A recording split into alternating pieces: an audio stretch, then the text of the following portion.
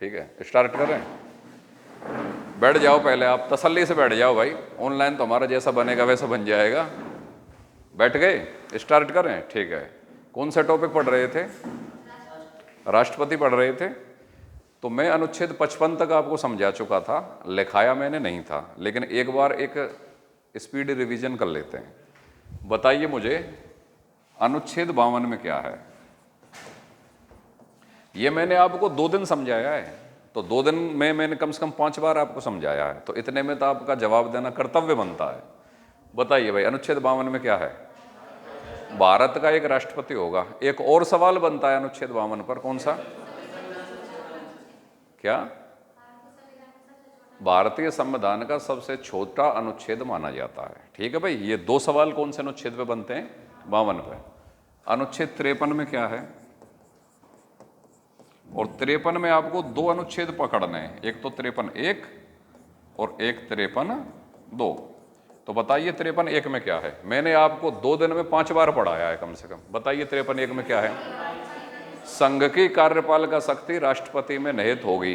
राष्ट्रपति उसका प्रयोग स्वयं या अपने अधीनस्थ अधिकारियों के सहयोग से करेगा।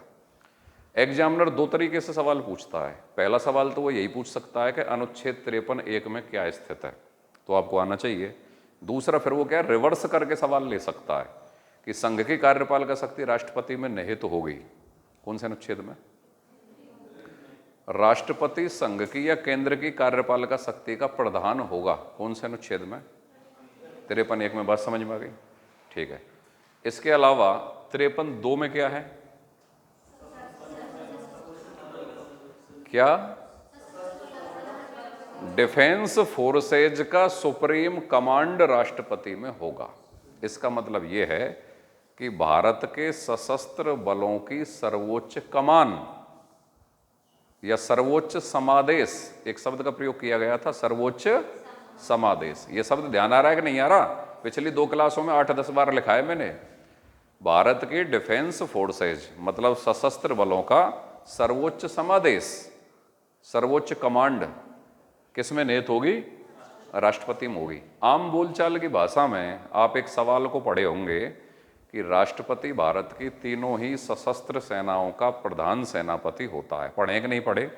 अब मान लो एग्जामिनर यही सवाल पूछ ले कि राष्ट्रपति भारत की तीनों ही सशस्त्र सेनाओं का प्रधान सेनापति होता है, किस अनुच्छेद के अनुसार? 53(2) के अनुसार। ठीक है। अच्छा, संघ की कार्यपालिका का मुखिया राष्ट्रपति है, किस अनुच्छेद के अनुसार? 53(1) के अनुसार। ठीक है। अब कार्यपालिका शक्ति 2 प्रकार की है, क्योंकि भारत में संसदीय लोकतंत्र पाया जाता है। संसदीय लोकतंत्र में कार्यपालिका 2 ही होती है, एक तो नाम मात्र की कार्यपालिका और एक वास्तविक कार्यपालिका। तो राष्ट्रपति कार्यपालिका का शक्ति का प्रधान तो है, लेकिन कौन से प्रकार की कार्यपालिका शक्ति का? नाम मात्र की या औपचारिक? वापस गौर कर लीजिए, राष्ट्रपति के साथ ये शब्द आएंगे, नाम मात्र की या औपचारिक। 2 शब्द और बताए थे मैंने, बताओ कौन से? कानूनी या विधिक। इनमें से किसी भी शब्द का प्रयोग करके अगर एग्जामिनर सवाल डाले कि केंद्र की या संघ की नाम मात्र की कार्यपालिका का शक्ति का प्रधान कौन है, उत्तर क्या आएगा? औपचारिक कार्यपालिका का शक्ति का प्रधान कौन है? कानूनी कार्यपालिका शक्ति का प्रधान कौन है? और विधिक कार्यपालिका शक्ति का प्रधान कौन है? राष्ट्रपति। लेकिन अगर एग्जामिनर सवाल पूछे कि वास्तविक कार्यपालिका का शक्ति का प्रधान, वास्तविक कार्यपालिका शक्ति का प्रधान वो कौन है? प्रधानमंत्री और उसका मंत्रिपरिषद। प्रधानमंत्री और उसका मंत्रिपरिषद। ये मुझे लगता है कि लंबाई कुछ कम पड़ रही है, इसको करोगे? कुछ डाउट में ही रहता है कहीं यार बीच में डिस्कनेक्ट नहीं हो जाए। ऐसे ही नीचे ही रख दो इसको। हाँ हाँ ठीक है ठीक है ठीक है। हाँ हाँ, इसको एक को लगा दो, बस एक को ही लगा दो, बस बस बस ठीक है, कोई बात नहीं, ऐसे रहने दो। ठीक है। हाँ जी, अनुच्छेद 53 आपका हो गया। अनुच्छेद 54 भी पढ़ाया था भाई आपको। क्या है अनुच्छेद 54 में, बताइए क्या है अनुच्छेद 54? अच्छा, कौन बोलेगा पूरा अनुच्छेद 54? इधर से बोलो। आप बोलिए। राष्ट्रपति का निर्वाचन करेक्ट आंसर। तो राष्ट्रपति के निर्वाचन के बारे में क्या क्या पढ़ाया था भाई? राष्ट्रपति के निर्वाचन में कौन भाग लेता है, आप बताओ? कौन से दोनों सदनों के? राज्य विधानमंडल के? नहीं नहीं, केंद्रीय विधानमंडल मतलब संसद के दोनों सदनों के निर्वाचित सदस्य, मतलब लोकसभा और राज्यसभा के निर्वाचित सदस्य, और राज्यों की जो विधानसभाएं हैं उनके निर्वाचित सदस्य, और दो केंद्र शासित नहीं, केंद्र शासित काफी हैं, लेकिन ऐसे केंद्र शासित प्रदेश जिनमें विधानसभाएं हैं जैसे दिल्ली और पांडिचेरी, उनके भी निर्वाचित सदस्य भाग लेंगे। भाग लेंगे। कौन भाग नहीं लेगा उनकी भी मैंने एक लिस्ट बनाई थी, बताओ लड़के कौन भाग नहीं लेगा? मनोनीत सदस्य नहीं लेंगे, संसद के दोनों सदनों के मनोनीत नहीं लेंगे, और राज्यों की विधानसभाओं के मनोनीत सदस्य भी भाग नहीं लेंगे, और विधान परिषद के सदस्य लेंगे कि नहीं लेंगे? वो भी भाग नहीं लेंगे, और केंद्र शासित प्रदेशों में पाए जाने वाले प्रशासक भाग लेंगे क्या? प्रशासक भी भाग नहीं लेंगे। यहां तक बात समझ में आ गई? ठीक है। और राष्ट्रपति का जो निर्वाचन होता है, एक चीज और पढ़ाई थी मैंने आपको, भारत एक गणतंत्रात्मक शासन व्यवस्था वाला देश है कि नहीं है? क्या होता है गणतंत्र? जिसमें राज्य का मुखिया या हेड ऑफ स्टेट निर्वाचित है, तो वह शासन व्यवस्था गणतंत्र कहलाती है। भारत में राज्य का मुखिया राष्ट्रपति है, जो अनुच्छेद 53 कहता है। क्यों 53 क्या कहता है? संघ की कार्यपालिका शक्ति किसमें निहित है? राष्ट्रपति में। और हेड ऑफ स्टेट का निर्वाचन होता है, ये बात कौन सा अनुच्छेद कहता है? 54 कहता है। और जैसे ही ये तय हो जाता है कि राज्य का मुखिया या हेड ऑफ स्टेट अगर निर्वाचित है, मनोनीत नहीं है, आनुवंशिक नहीं है, निर्वाचित है, तो वह शासन व्यवस्था कौन सी कहलाती है? गणतंत्र कहलाती है। तो एग्जामिनर ये सवाल भी पूछ सकता है कि भारत एक गणतंत्रात्मक शासन व्यवस्था वाला देश है, किस अनुच्छेद के अनुसार? किस अनुच्छेद के अनुसार? 54 के अनुसार। क्लियर भाई? फिर इससे आगे पढ़ाया था आपको अनुच्छेद 55। 55 में क्या पढ़ाया है बताइए? राष्ट्रपति के निर्वाचन की रीति या विधि। राष्ट्रपति का निर्वाचन होगा किस अनुच्छेद के अनुसार?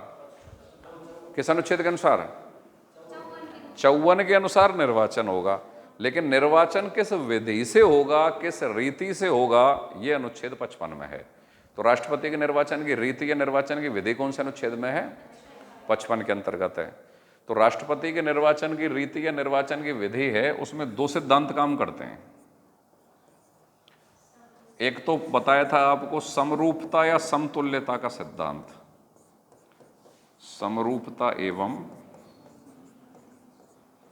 समतुल्यता का सिद्धांत। ये क्या है समरूपता और समतुल्यता का सिद्धांत? समरूपता के समरूपता एवं समतुल्यता का सिद्धांत काम करता है तथा सभी राज्यों की विधानसभा के निर्वाचित सदस्य, मतलब एमएलए बोल सकते हैं उनको, हिंदी में उनको विधायक बोल सकते हैं, उनके मत मूल्य का निर्धारण किया जाता है। तो एक तो एमएलए का मत मूल्य निकाला जाता है। एमएलए को विधायक भी कह सकते हो, नहीं कह सकते? एमएलए या विधायक का मत मूल्य निकाला जाता है। और सांसद जो होते हैं वो भी तो राष्ट्रपति के चुनाव में भाग लेते हैं। सांसद को एमपी बोल सकते हो, एमपी या सांसद का मत मूल्य भी निकाला जाता है। और एक चुनाव जीतने वाले उम्मीदवार को निश्चित न्यूनतम कोटा भी प्राप्त करना पड़ता है। तीसरा सूत्र उसका याद करना है आपको, निश्चित न्यूनतम कोटा। किसका निश्चित न्यूनतम कोटा? मतों का निश्चित न्यूनतम कोटा।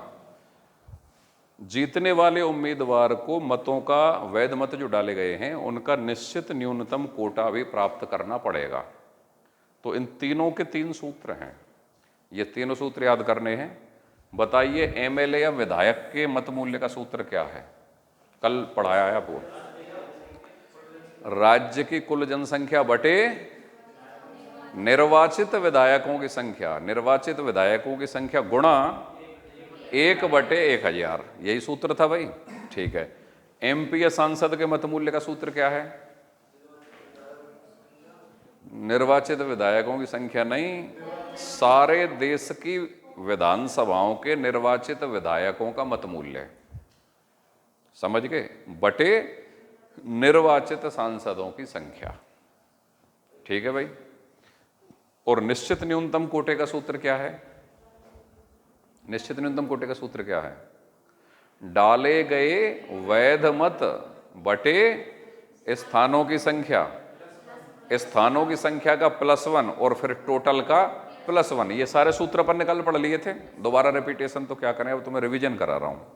यहां से आगे सवाल बनता है कि समरूपता एवं समतुल्यता का जो सिद्धांत, जो कि अनुच्छेद 55 में निहित है, राष्ट्रपति के इलेक्शन में अपनाया जाता है, उसका मतलब क्या है? हालांकि तुमसे पेपर में तो नहीं पूछेगा, अगर कभी इंटरव्यू देने पहुंच गए, RAS का इंटरव्यू, असिस्टेंट प्रोफेसर का इंटरव्यू, तो बाई चांस सवाल टिका दे। समरूपता के सिद्धांत का मतलब यह है कि राष्ट्रपति के इलेक्शन में सभी राज्यों की विधानसभाओं के निर्वाचित सदस्य, मतलब विधायक, भाग लेते हैं। उनके मत मूल्य का निर्धारण करने वाला सूत्र समान होगा।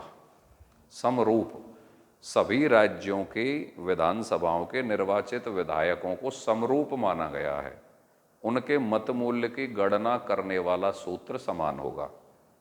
यह समरूपता है। भले ही उनका मत मूल्य अलग अलग आ जाए। अलग अलग क्यों आता है उनका मत मूल्य? बताओ, कल बताया है। क्योंकि सूत्र क्या है? राज्य की कुल जनसंख्या बटे निर्वाचित विधायकों की संख्या गुणा 1/1000। तो हर राज्य की तो जनसंख्या अलग है, हर राज्य के निर्वाचित विधायकों की संख्या अलग है, इसलिए मत मूल्य अलग अलग आता है। जैसे सबसे अधिक मत मूल्य कौन से राज्य के विधायक का आता है? उत्तर प्रदेश 208। राजस्थान के विधायक का मत मूल्य कितना आता है? 129। सबसे कम मत मूल्य किस राज्य के विधायक का आता है? सिक्किम। कितना? 7। Correct answer 7। लेकिन सवाल यहां से आगे, कौन से राज्य के विधायक का मत मूल्य राजस्थान के विधायक के मत मूल्य के बराबर है? छत्तीसगढ़। इसका आंसर क्या होगा? यह भी एक बढ़िया सवाल है। सबसे ज्यादा मत मूल्य किस राज्य के विधायक का? एक सवाल। सबसे कम मत मूल्य किस राज्य के विधायक का? दूसरा सवाल। राजस्थान के विधायक का कितना मत मूल्य है? कोई 20वीं बार परीक्षाओं में आया हुआ है। और एक सवाल और बन सकता है कि किस राज्य के विधायक का मत मूल्य राजस्थान के विधायक के मत मूल्य के बराबर है? मतलब 129 ही है, छत्तीसगढ़ का है। बात समझ में आ गई? तो ये तो समरूपता है। समरूपता का मतलब ये है, राष्ट्रपति के चुनाव में राज्यों की विधानसभाओं के निर्वाचित विधायकों का मत मूल्य निकालने का सूत्र सभी राज्यों के लिए एक समान है, समरूप है। ठीक है? लेकिन सूत्र समान होने के बावजूद भी अलग अलग राज्यों के विधायकों का मत मूल्य अलग अलग आता है, क्योंकि हर राज्य की जनसंख्या अलग अलग है और हर राज्य में निर्वाचित विधायकों की संख्या भी अलग अलग है। ये तो हो गई बात समरूपता की। अब बात आ गई समतुल्यता की। समतुल्य मतलब उसके बराबर होना। तो कौन किसके बराबर है? सभी राज्यों की विधानसभाओं का कुल मत मूल्य। अगर मैं ये कहूं कि सभी राज्यों की विधानसभाओं का कुल मत मूल्य, तो इसका मतलब ये है, राष्ट्रपति के चुनाव में सभी राज्यों की विधानसभाओं के निर्वाचित विधायक ही तो भाग लेते हैं। अगर देश के सभी राज्यों के विधानसभाओं का कुल मत मूल्य कह दो, चाहे सभी निर्वाचित विधायकों का कुल मत मूल्य कह दो, बात तो बराबर ही होगी। ये लड़के की समझ में कम आ रहा है? कम आ रहा है ना? हाँ भाई, ये मैं वापस कह रहा हूं, मैंने पिछली क्लास में भी कहा था, body is present but mind is absent. ठीक है? और अपनी इस बीमारी को जल्दी से दूर कर लो। अगर, वापस सुनिए, अगर मैं ये कहूं कि राष्ट्रपति के चुनाव में देश की सभी विधानसभाओं का कुल मत मूल्य, मैं ये बोलूं, और अगर मैं ये बोलूं, अब अगर मैं ये बोलूं कि राष्ट्रपति के चुनाव में देश के सभी निर्वाचित विधायकों का कुल मत मूल्य, तो बात बराबर तो हो जाएगी, क्योंकि विधानसभा कह लो चाहे सभी निर्वाचित विधायक कह लो, उनका मत मूल्य किसके बराबर होगा? सभी निर्वाचित सांसदों के कुल मत मूल्य के बराबर होगा। सभी निर्वाचित सांसदों के कुल मत मूल्य के बराबर होगा। बैठो भाई, बैठ जाओ, वापस सुन लीजिए। सभी राज्यों की विधानसभाओं के निर्वाचित विधायकों का कुल मत मूल्य और सभी निर्वाचित सांसदों का कुल मत मूल्य, बात समझ में आ गई? ये बराबर होता है। ये क्या होता है? बराबर होता है। तो सांसद का मत मूल्य ज्यादा रहा या विधायक का मत मूल्य ज्यादा रहा? हाँ भाई, सांसद का मत मूल्य ज्यादा रहा या विधायक का मत मूल्य ज्यादा रहा? ये छोटे से कॉमन सेंस का सवाल था कि सभी राज्यों की विधानसभाओं के सभी निर्वाचित विधायकों का कुल मत मूल्य संसद के दोनों सदनों के सभी निर्वाचित सांसदों के कुल मत मूल्य के बराबर है। तो इतना तो तुमको दिमाग लगाना चाहिए कि संसद के दोनों सदनों में कुल आदमी की संख्या कम है और सभी राज्यों की विधानसभाओं में विधायकों की संख्या ज़्यादा है। भाई अकेले राजस्थान में 200 बैठे हैं, फिर पूरे अलग अलग राज्यों के, तो विधायकों की संख्या ज़्यादा है देश में, सांसदों की संख्या ज़्यादा है? विधायकों की ज़्यादा है, इतना दिमाग में उतर गया होगा। जब सारे विधायकों का कुल मत मूल्य सारे सांसदों के कुल मत मूल्य के बराबर आ रहा है, तो अगर एक विधायक और एक सांसद को तोलेंगे तो ज्यादा किसका रहेगा? विधायक का ज्यादा रहेगा। हे भगवान, इतना तो मैं इस लाइट को पढ़ाता तो ये भी सही उत्तर दे देते।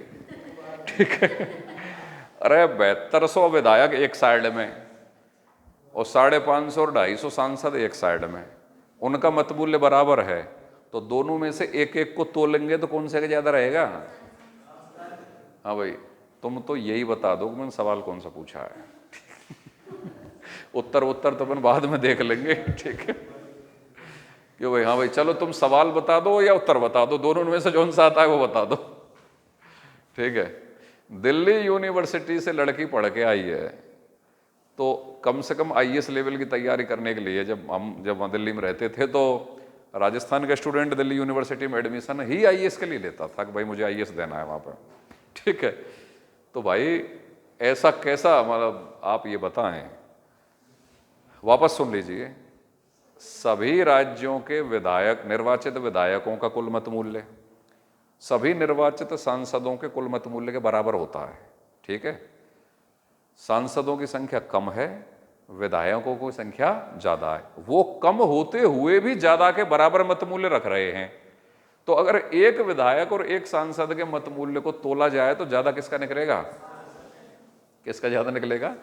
सांसद का ज्यादा निकलेगा। अरे वो 750 आदमी 7200 के बराबर पढ़ रहे हैं, तो एक एक का निकालेंगे तो उनका ज्यादा निकलेगा ना सांसद का, जब ही तो बराबर आ रहा है। अगर 750 7200 के बराबर आ रहा है तो इसका मतलब एक एक आदमी जो 750 है उसका ज्यादा ही तो निकलेगा एक विधायक की तुलना में। आगे बात समझ में? चलिए ठीक है, तो ये 3 प्रकार के सूत्र आपको याद रखने हैं। तो समतुल्यता का मतलब ये है राष्ट्रपति के इलेक्शन में कि सारे निर्वाचित विधायकों का कुल मत मूल्य, या इसको ये कह लो कि देश की सारी विधानसभाओं का कुल मत मूल्य सारे सांसदों के, निर्वाचित सांसद जो कि इलेक्शन में भाग ले रहे हैं, उनके कुल मत मूल्य के बराबर होता है या तुल्य होता है। तुल्य का मतलब क्या है? समतुल्य, समान रूप से तुलनीय है, मतलब बराबर है। तो समरूपता और समतुल्यता का सिद्धांत समझ में आ गया। ठीक है, तो राष्ट्रपति के इलेक्शन में जो उसकी रीति या विधि है अनुच्छेद 55 में, उसमें एक तो ये सिद्धांत काम कर रहा है समरूपता और समतुल्यता का। अच्छा, यहां पे एक चीज और गौर कर लेते हैं। अगर मान लो राष्ट्रपति का चुनाव हो रहा हो और किसी राज्य की विधानसभा भंग हो जाए, मैं जिससे पूछूं केवल वही बताएगा। राष्ट्रपति का चुनाव हो रहा हो और किसी राज्य की विधानसभा भंग हो जाए, जैसे मान लो राजस्थान की भंग हो गई, तो ये बताएगी, नूतन बताएगी, तो वो चुनाव होगा या कुछ दिन के लिए रोक दिया जाएगा जब तक वो विधानसभा वापस चुन कर आती है? कुछ दिन के लिए रोक दिया जाएगा। ठीक है, तो तुम फर्स्ट पेपर पढ़ने से क्यों रोक रही हो? तो किसी राज्य की विधानसभा के भंग होने से राष्ट्रपति के चुनाव पर कोई फर्क नहीं पड़ता। यस, जब एग्जामिनर ये सवाल पूछेगा ना, निम्नलिखित में से राष्ट्रपति चुनाव के संबंध में निम्नलिखित कथनों पर विचार करें, तो वो 4 लाइन देगा। जैसे मैंने कल आपको बताया, राष्ट्रपति का चुनाव गुप्त मतदान प्रणाली से होता है या खुली मतदान प्रणाली से होता है? गुप्त से होता है। ठीक है, राष्ट्रपति का निर्वाचन प्रत्यक्ष होता है या अप्रत्यक्ष होता है? अप्रत्यक्ष होता है, क्योंकि जनता सीधे वोट नहीं डालती, वो अपने प्रतिनिधियों को चुनती है। प्रतिनिधि कौन है? विधायक या सांसद, और वो राष्ट्रपति को चुनते हैं। तो अप्रत्यक्ष हो गया निर्वाचन। कैसा कैसा हो गया? अप्रत्यक्ष हो गया, गुप्त मतदान प्रणाली से हो गया। अब तीसरी विशेषता पूछेगा कि राष्ट्रपति के चुनाव में अगर कोई सांसद का पद रिक्त है, कि मान लो राज्य की विधानसभा तो भंग नहीं हुई लेकिन कोई सांसद मर गया और राष्ट्रपति का चुनाव आ गया, या 2 4 5 भी मर गए मान लो, तो ऐसी स्थिति में राष्ट्रपति के चुनाव को स्थगित कर दिया जाएगा क्या? ना, भले ही किसी राज्य की पूरी विधानसभा भंग हो जाए या कुछ सांसद या कुछ विधायक भले ही रिक्त हो जाए या मर जाए या कुछ भी हो जाए, राष्ट्रपति का चुनाव निर्धारित समय पर संपन्न होगा। तो किसी सांसद या विधायक के पद की रिक्ति का मतलब नहीं है वो पद पे, गायब है, मर गया, चाहे विदेश घूमने चला गया, चाहे हॉस्पिटलाइज्ड हो गया, कुछ भी हो गया, किसी सांसद या विधायक। तो सांसद या विधायक कौन है? राष्ट्रपति के चुनाव का निर्वाचक है। निर्वाचक मतलब निर्वाचन करने वाला, उसका पद रिक्त हो, या किसी विधानसभा, कोई विधानसभा भंग हो गई हो, उसका राष्ट्रपति के इलेक्शन पर कोई प्रभाव या कोई फर्क नहीं पड़ता है। ये बात क्लियर हो गई? ठीक है। राष्ट्रपति के चुनाव में चुनाव चिन्हों का प्रयोग राजनीतिक दल करते हैं कि नहीं करते, ये बताइए। टेंशन मत लेना, और फर्स्ट पेपर को ढंग से कर लेना। अगर लेक्चरर बनना है तो कॉपी चेक नहीं होती है, कॉपी।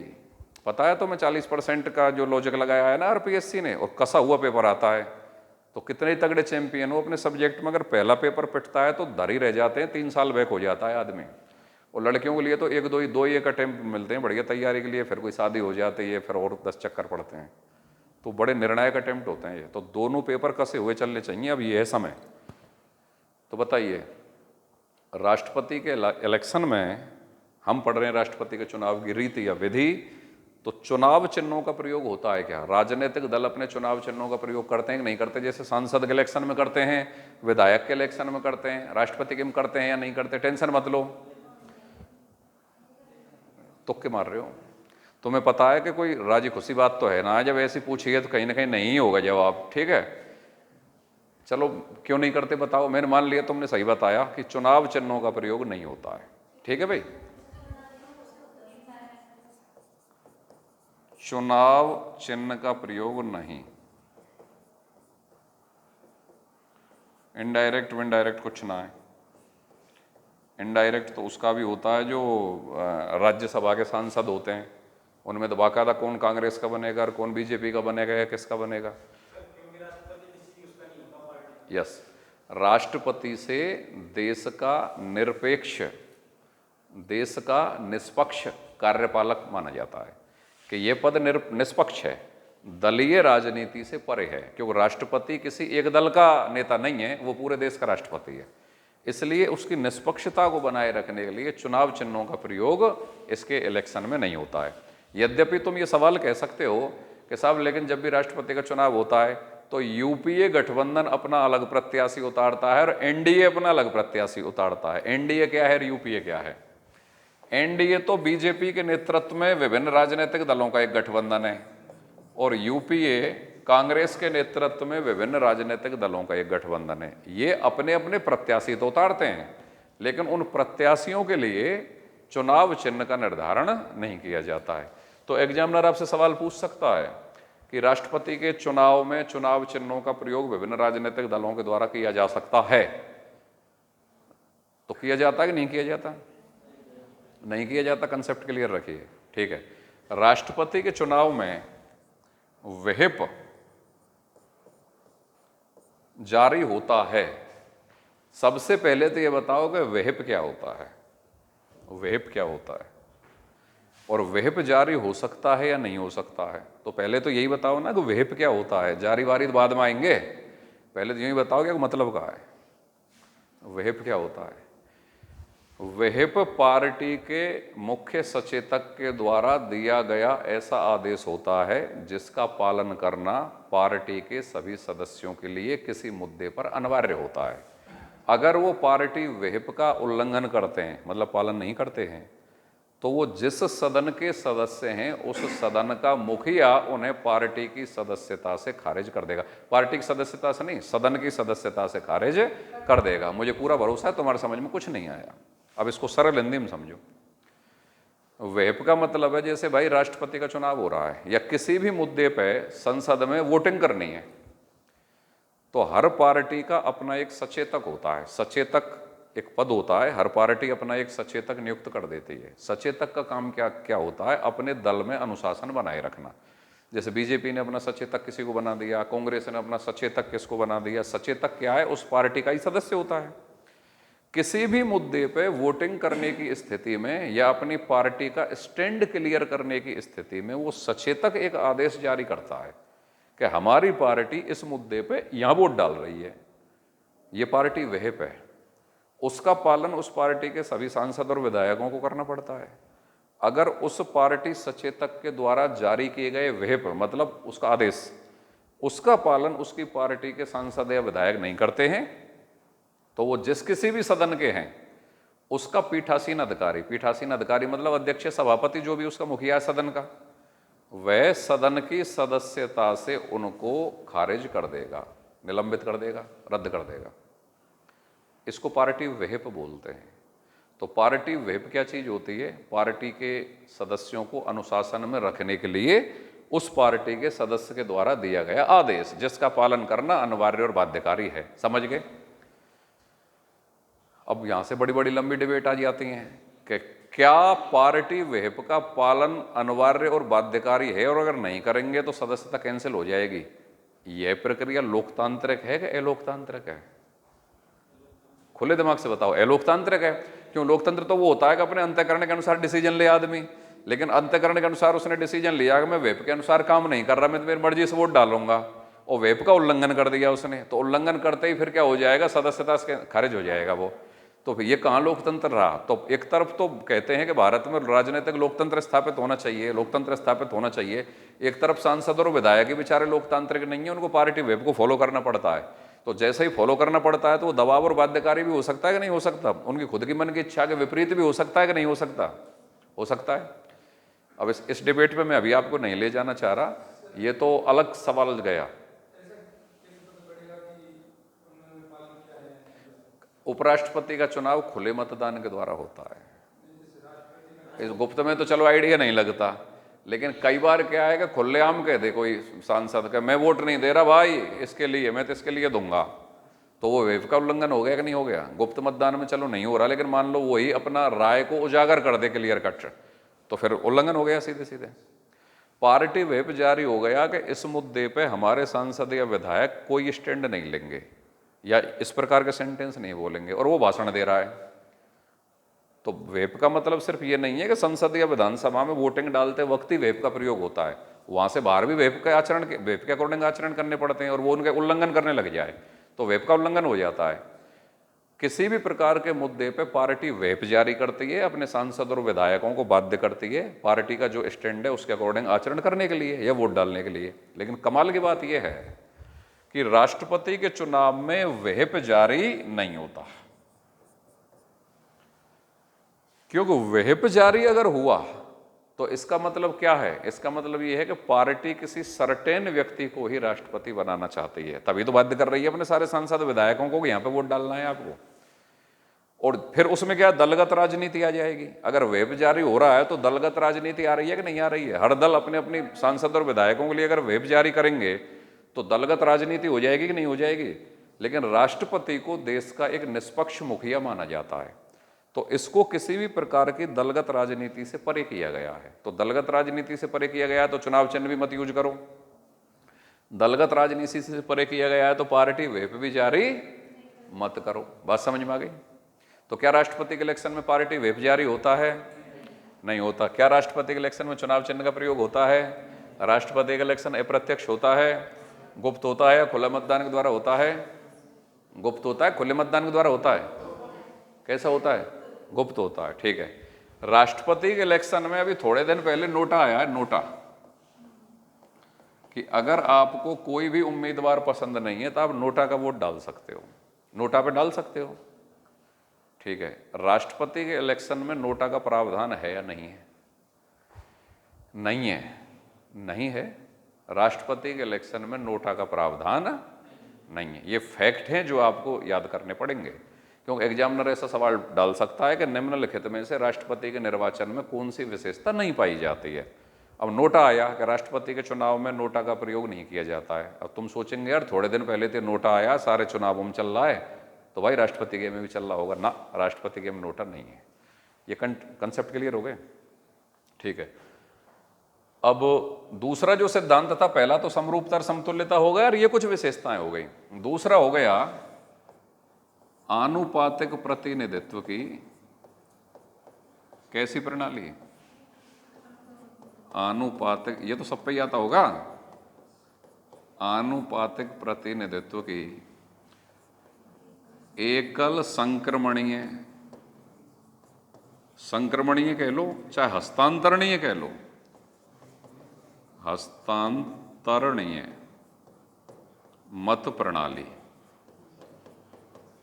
हाँ जी, राष्ट्रपति किस पद्धति के द्वारा चुना जाता है? आनुपातिक प्रतिनिधित्व की एकल संक्रमणीय मत प्रणाली। ये हम बचपन से पढ़ते आए हैं, ठीक है। मैं भी कहता हूं कि सही कह रहे हो आप।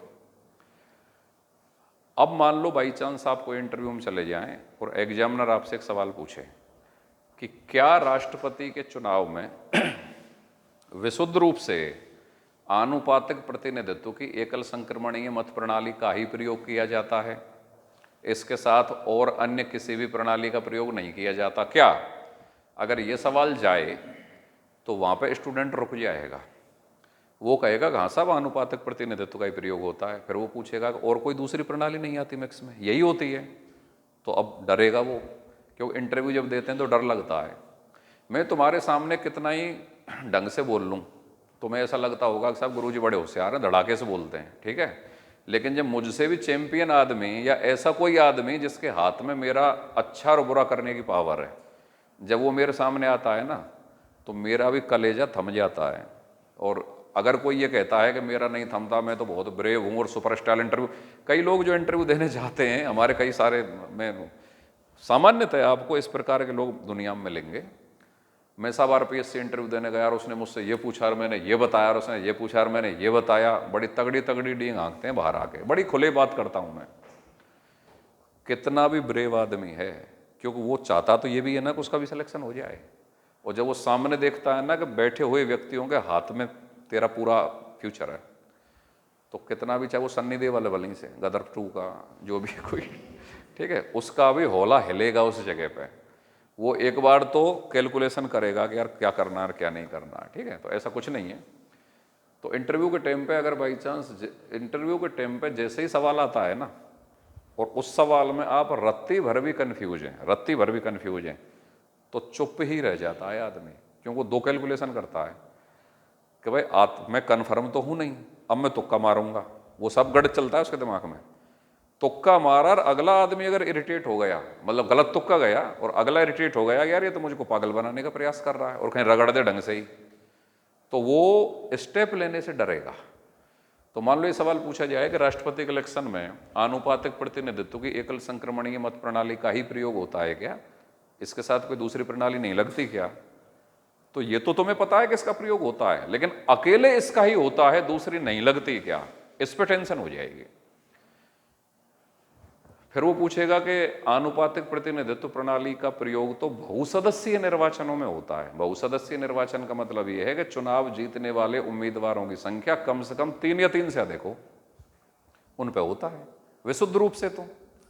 लेकिन राष्ट्रपति के इलेक्शन में तो एक ही व्यक्ति चुनाव जीत रहा है, और राष्ट्रपति के इलेक्शन में चुनाव जीतने के लिए जो निश्चित न्यूनतम कोटा जो प्राप्त करना पड़ता है, वो कितने वोट प्राप्त करने पड़ते हैं? 50% प्लस 1। ये आपने कल पढ़ लिया है।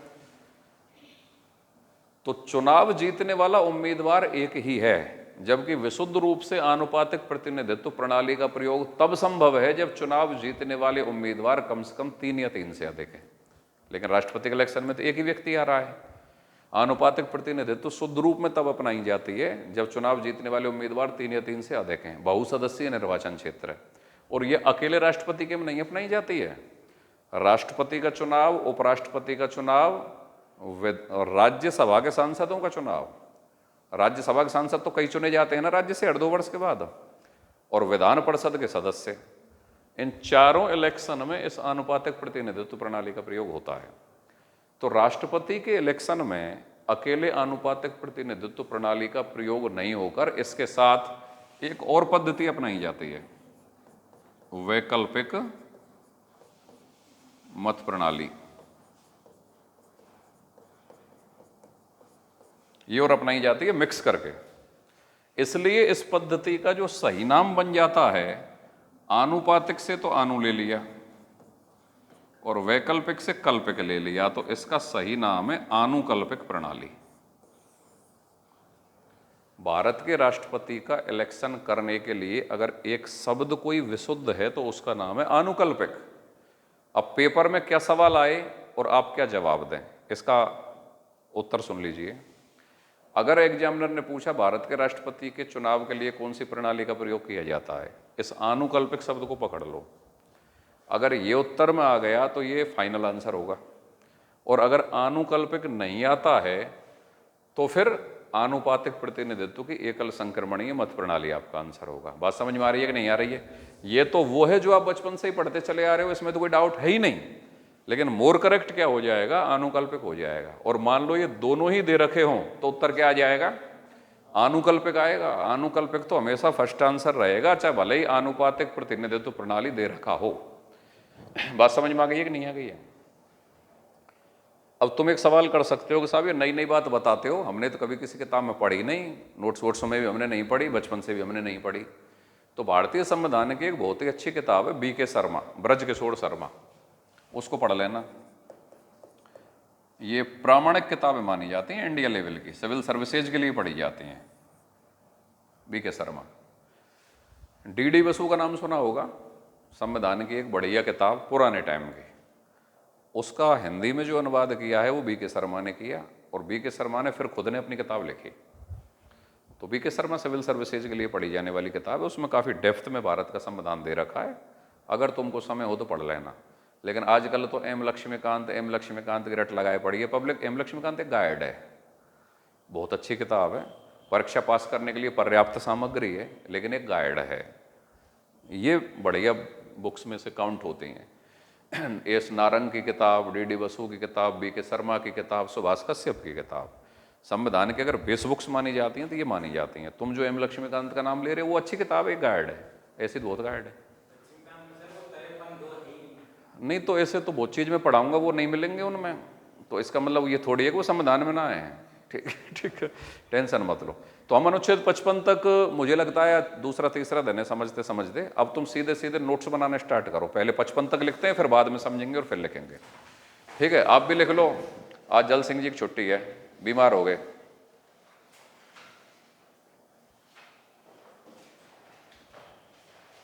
लिखिए भाई, हेडिंग डाल दो संसद। लिखो, भारत की संसद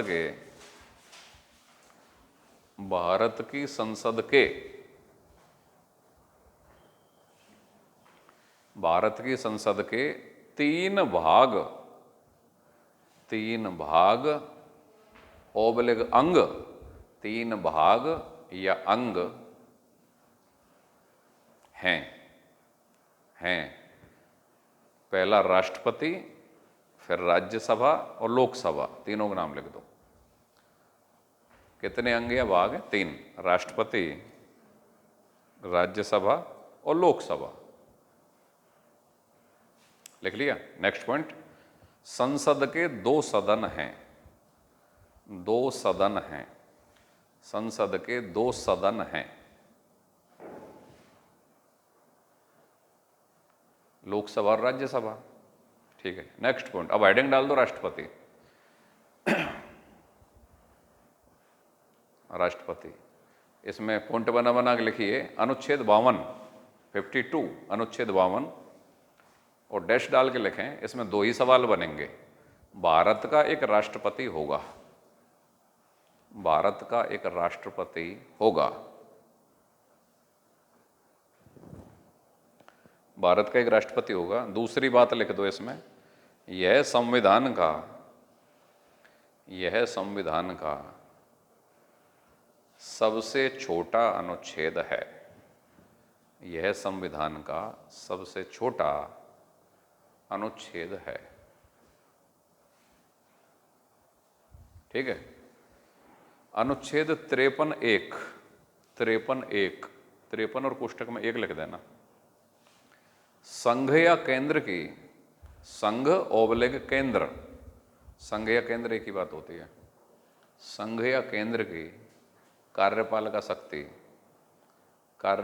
शक्ति राष्ट्रपति में निहित होगी। संघ या केंद्र की कार्यपालिका शक्ति राष्ट्रपति में निहित होगी, जिसका प्रयोग जिसका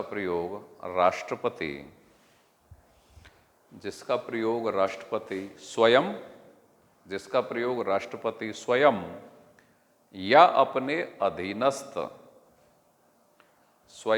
अपने अधीनस्थ अधिकारियों की सहायता से करेगा। जिसका प्रयोग राष्ट्रपति स्वयं या अपने अधीनस्थ अधिकारियों की सहायता से करेगा। पैराग्राफ बदलिए।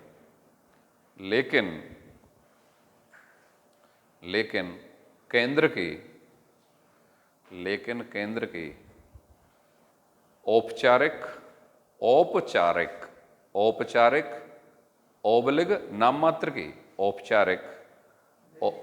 लेकिन केंद्र की औपचारिक ओबलिग नाममात्र की ओबलिग कानूनी, औपचारिक या नाममात्र की या कानूनी या विधिक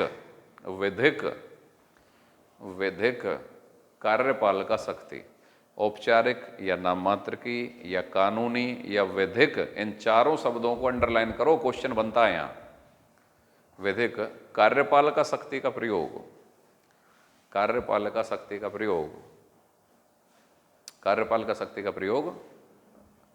नहीं, कार्यपालिका शक्ति राष्ट्रपति में निहित होती है, प्रयोग नहीं। कार्यपालिका शक्ति राष्ट्रपति में निहित होती है।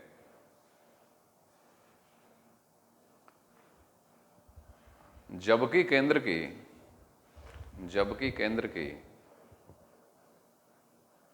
वास्तविक कार्यपालिका शक्ति, जबकि केंद्र की वास्तविक कार्यपालिका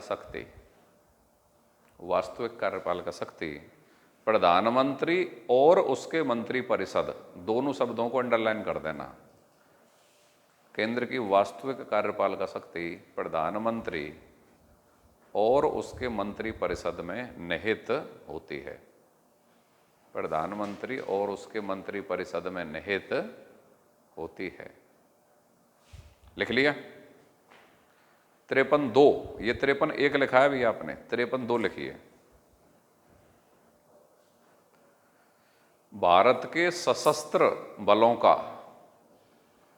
भारत के सशस्त्र बलों का सर्वोच्च समादेश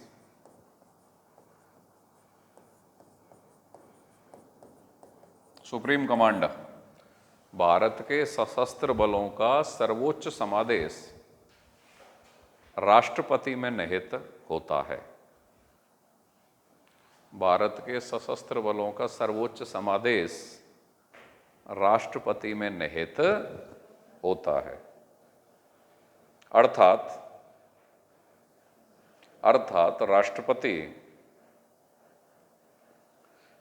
राष्ट्रपति सशस्त्र सेनाओं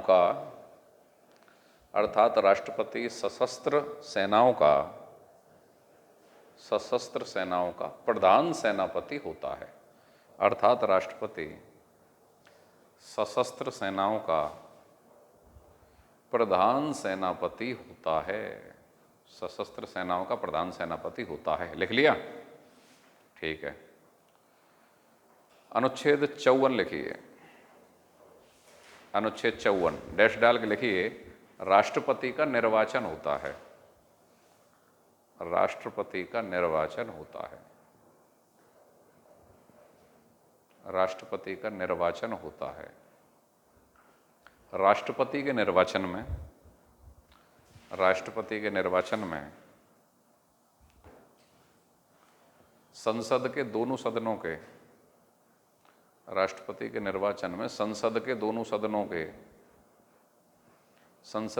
सदनों के निर्वाचित सदस्य, दोनों सदनों के निर्वाचित सदस्य, राज्यों की विधानसभाओं के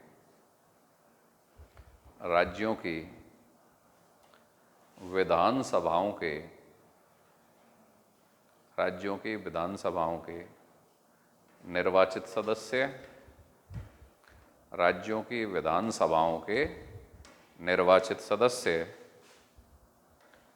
तथा ऐसे केंद्र शासित प्रदेश तथा ऐसे केंद्र शासित प्रदेश जिनमें विधानसभाएं हैं, ऐसे केंद्र शासित प्रदेश जिनमें विधानसभाएं हैं, जैसे दिल्ली और पांडिचेरी, जैसे दिल्ली और पांडिचेरी, उनके भी निर्वाचित सदस्य, उनके भी निर्वाचित सदस्य भाग लेते हैं, उनके भी निर्वाचित सदस्य भाग लेते हैं। लिख लिया? अब पैराग्राफ बदल के लिखिए। लेकिन संसद व राज्य विधानसभाओं के, लेकिन संसद व राज्य विधानसभाओं के मनोनीत सदस्य, संसद व राज्य विधानसभाओं के मनोनीत सदस्य, विधान परिषद के सदस्य, विधान परिषद, संसद व राज्य विधानसभाओं के मनोनीत सदस्य, कोमा, विधान परिषद के सदस्य, विधान परिषद के सदस्य तथा केंद्र शासित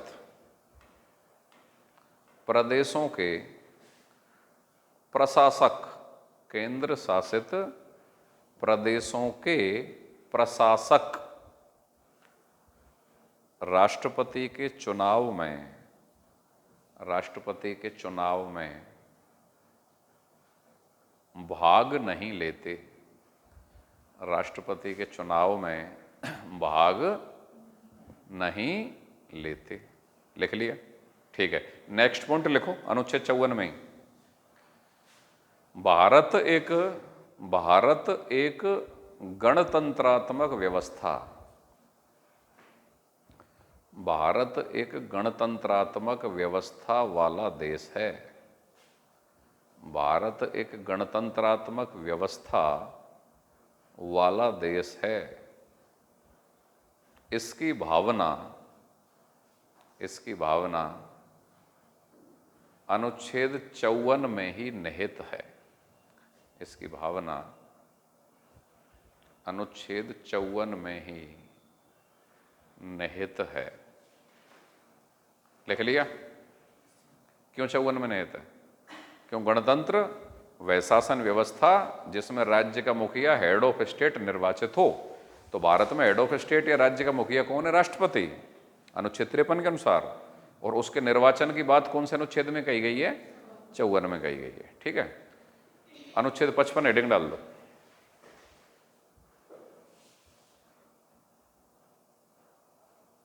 राष्ट्रपति के निर्वाचन की रीति या विधि, राष्ट्रपति के निर्वाचन की रीति या विधि, लिखो डैश डाल के। राष्ट्रपति का निर्वाचन अप्रत्यक्ष विधि से होता है। अप्रत्यक्ष को अंडरलाइन कर लेना। राष्ट्रपति का निर्वाचन अप्रत्यक्ष विधि से होता है, गुप्त मतदान प्रणाली द्वारा होता है। गुप्त मतदान को अंडरलाइन कर लो। गुप्त मतदान प्रणाली द्वारा होता है। नेक्स्ट पॉइंट लिखिए। राष्ट्रपति के निर्वाचन में चुनाव चिन्ह का प्रयोग राजनीतिक दल नहीं करते। चुनाव चिन्ह का प्रयोग राजनीतिक दल नहीं करते। चुनाव चिन्ह का प्रयोग राजनीतिक दल नहीं करते, क्योंकि अब चुनाव चिन्ह का प्रयोग नहीं, इस शब्द को अंडरलाइन कर लो। चुनाव चिन्ह का प्रयोग राजनीतिक दल नहीं करते क्योंकि राष्ट्रपति को देश के निष्पक्ष प्रधान की हैसियत से, राष्ट्रपति को देश के निष्पक्ष प्रधान की हैसियत से, निष्पक्ष प्रधान की हैसियत से दलगत राजनीति से, दलगत राजनीति से ऊपर माना गया है, दलगत राजनीति से ऊपर माना गया है, ऊपर माना गया है। नेक्स्ट पॉइंट, राष्ट्रपति के चुनाव में, राष्ट्रपति के चुनाव में पार्टी व्हिप जारी नहीं होता। राष्ट्रपति के चुनाव में पार्टी व्हिप, आधा व्यय व्हिप जारी नहीं होता, तथा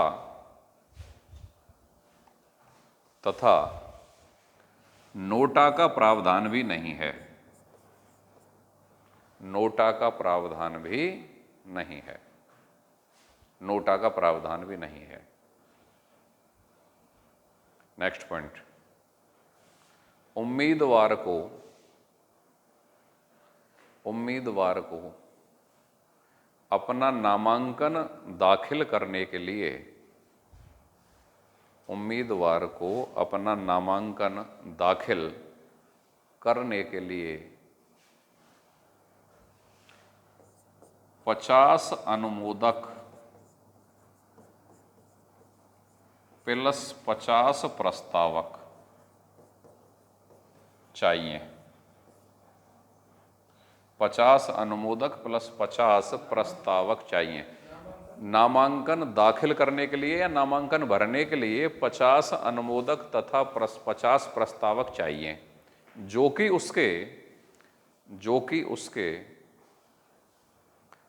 निर्वाचक मंडल में से, जो कि उसके निर्वाचक मंडल में से होने चाहिए। 50 अनुमोदक प्लस 50 प्रस्तावक, इसको अंडरलाइन कर लो, जो कि उसके निर्वाचक मंडल में से होने चाहिए। इस लाइन का मतलब क्या है वो समझ लो पहले तो। अब राष्ट्रपति का चुनाव तो भाई साहब कोई भी आदमी लड़ लेगा, 35 साल से ऊपर का भारत का नागरिक। अब ऐसे तुम्हें फॉर्म भरने अगर 10, 20, 50 लाख चले गए तो वो मशीनरी ने तो बेचारी ने कर लिया काम, कि फॉर्म भरते वक्त उसके फॉर्म के 50 तो प्रस्तावक होंगे और उस फॉर्म को अनुमोदन करने वाले भी 50 होंगे। और ये कौन होंगे? निर्वाचक मंडल के सदस्य। निर्वाचक मंडल में कौन आते हैं? सांसद और विधायक। निर्वाचक कौन है? जो राष्ट्रपति का निर्वाचन करते हैं। कौन करते हैं? वोट कौन डालता है? विधायक डालते हैं और सांसद डालते हैं। तो इस निर्वाचक मंडल में से 50 आदमी तो उसके नाम का प्रस्ताव पे साइन करें और 50 उसका अनुमोदन करें, तो 100 सांसद और विधायक जब तक नहीं हो जाएंगे, जब तक तो फॉर्म नहीं भरेगा। बताओ बढ़ जाएगा क्या? ऐसे तो नहीं राजू चाय वाला ही बढ़ देगा। ऐसा मैं भी राष्ट्रपति का चुनाव लड़ूंगा, पूर्व राष्ट्रपति प्रत्याशी नाम आ जाएगा, फिर उस घर के आगे छप्पा देगा। तो इतने प्रस्तावक और इतने अनुमोदक होने चाहिए। समझ गए? फिर लिखो इसी में अगला पॉइंट,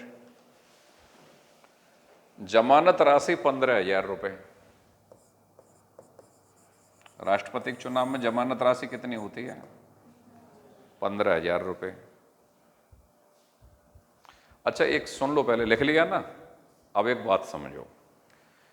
जमानत राशि सारे प्रकार के चुनावों में होती है, एमएलए के में, एमपी के में होती है, ठीक है।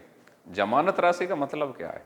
कई बार आप अखबार में पढ़ोगे ना, मोदी की चली लहर, इतने विधायकों की, प्रत्याशियों की तो जमानत जब्त हो गई, इतने की तो इतने जमानत जब्त हो गई, ठीक है। पढ़ते हो ना ये जमानत जब्त हो गई, जमानत जब्त हो गई। एक मुहावरा भी बन गया कि भाई जमानत जब्त हो जाएगी तेरी। तो जमानत जब्त होने का मतलब क्या है? कितने वोट कम से कम कोई उम्मीदवार प्राप्त कर ले, उसकी जमानत जब्त नहीं होती। अब जैसे राष्ट्रपति के जब इलेक्शन होता है तो 15,000 रुपये केंद्रीय रिजर्व बैंक के सरकारी एजेंसी में जमा करा दिए जाते हैं। कितने वोट प्राप्त करने के बाद व्यक्ति की जमानत जब्त नहीं होती है, या कितने वोट से कम वोट आने पर उसकी जमानत जब्त हो जाती है, मतलब वो रुपए उसको वापस नहीं मिलते। वरना अगर जमानत जब्त नहीं होती है तो चुनाव हारने के बाद वो रुपए मिल जाते हैं उसको। तो जमानत जब्त होना बहुत ही अपमानजनक बात है। बात 15-20 हजार रुपए की नहीं है। अखबार के फ्रंट पेज पे आता है ना कि विधायक के चुनाव में फलाने फलाने लड़े और जमानत जब्त हो गई, तो वो जिंदगी भर उसके जो अपोजिशन वाले होते हैं वो याद रखते हैं इस बात को कि इसकी चुनाव में जमानत जब्त हुई थी साहब टाइम पे। तो जमानत जब्त होने का मतलब क्या है अब समझ लो। अगर डाले गए वैध मतों का 1/6%, 1/6 हिस्सा कोई व्यक्ति प्राप्त कर लेता है तो उसकी जमानत जब्त नहीं होती है। अगर वो 1/6 से भी कम हिस्सा प्राप्त करता है तो जमानत जब्त हो जाती है। जैसे मान लो किसी इलेक्शन में 104 वोट पड़े, 150 वोट टोटल हैं, 104 पड़े, 104 पड़े, उनमें से 96 वैध मत पड़े, समझ गए? तो 96 का 1/6, 16 छक्की 96, कि अगर 16 वोट किसी उम्मीदवार ने या 16 से ज़्यादा वोट प्राप्त कर लिए तो उसकी जमानत जब्त नहीं होगी, हारने के बाद उसको ये रुपये मिल जाएंगे। लेकिन अगर 13 ही वोट आए, 14 ही वोट आए, 12 वोट आए और वैध मत पड़े हैं 96, तो 1/6वां हिस्सा वो प्राप्त नहीं कर पाया तो उसकी क्या हो जाएगी? जमानत जब्त हो जाएगी। तो वैध मतों का 1/6, वैध मतों का 1/6 मत से अगर कम मत आते हैं उसके तो फिर क्या हो जाएगी? जमानत जब्त हो जाएगी। वैध मतों के 1/6 से कम मत अगर कोई प्रत्याशी प्राप्त करता है तो उसकी क्या हो जाती है? जमानत जब्त हो जाती है सामान्य चुनावों में। लेकिन राष्ट्रपति के में थोड़ी कंडीशन अलग है। 1/6 तो है ही है। राष्ट्रपति के में क्या है कि राष्ट्रपति के में तो निश्चित न्यूनतम कोटे का लॉजिक और है ना। जीतने वाले उम्मीदवार को निश्चित न्यूनतम कोटा प्राप्त करने के लिए जितने मत चाहिए उसके 1/6 से अगर कम मत आते हैं तो जमानत जब्त हो जाएगी। यहां वैध मत का लॉजिक नहीं है। जीतने वाले उम्मीदवार को निश्चित न्यूनतम कोटा प्राप्त करने के लिए जितने मत चाहिए उससे कम मत प्राप्त करने पर जमानत जब्त हो जाएगी। जबकि अन्य इलेक्शन में क्या होता है? एमएलए के में, एमपी के में वैध मतों का 1/6 से कम, क्योंकि वहां निश्चित न्यूनतम कोटे की शर्त होती नहीं है। राष्ट्रपति के में निश्चित न्यूनतम कोटे की शर्त है क्या? है कि नहीं है? तो वहां वैध मत से पार नहीं पड़ेगी। निश्चित न्यूनतम कोटा प्राप्त करने के लिए जीतने वाले उम्मीदवार को जितने मत चाहिए उसके 1/6 से अगर कम प्राप्त हो रहे हैं तो जमानत जब्त हो रही है। ठीक है, बस छोटी सी तो बात याद करनी है आपको, कोई ज्यादा बड़ी बात है ये। लिख लो इसको बॉक्स बना के कहीं पे लिखो। अन्य चुनावों में बॉक्स में लिख देना ये इन्फॉर्मेशन इस अनुच्छेद में नहीं है, मैं तो इन्फॉर्मेशन के रूप में लिखा रहा हूं। तो जब अनुच्छेद में नहीं है तो बॉक्स में लिख दो, एक सेपरेट इन्फॉर्मेशन हो जाएगी। लिखिए, अन्य चुनावों में अगर वैध मतों का कोई प्रत्याशी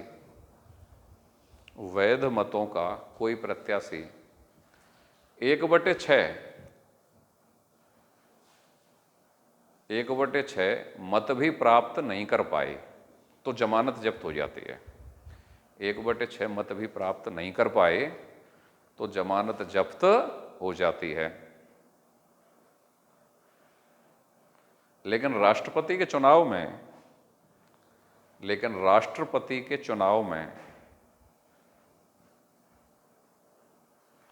जीतने वाले प्रत्याशी को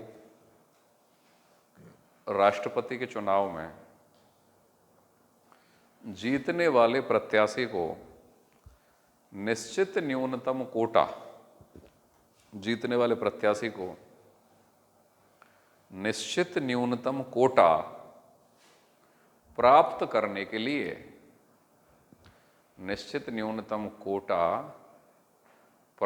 करने के लिए आवश्यक मतों का निश्चित न्यूनतम कोटा प्राप्त करने के लिए आवश्यक मतों का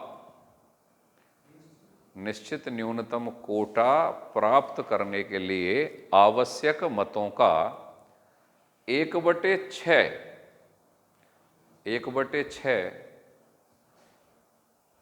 हिस्सा प्राप्त नहीं करने पर 1/6वां हिस्सा प्राप्त नहीं करने पर 1/6वां हिस्सा प्राप्त नहीं करने पर जमानत जब्त हो जाती है।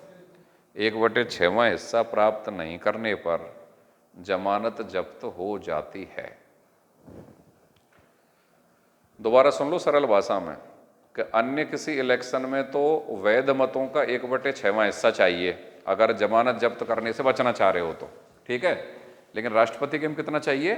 जीतने वाले उम्मीदवार को, तो कौन है जीतने वाला उम्मीदवार? कि जो निश्चित न्यूनतम कोटा प्राप्त करेगा।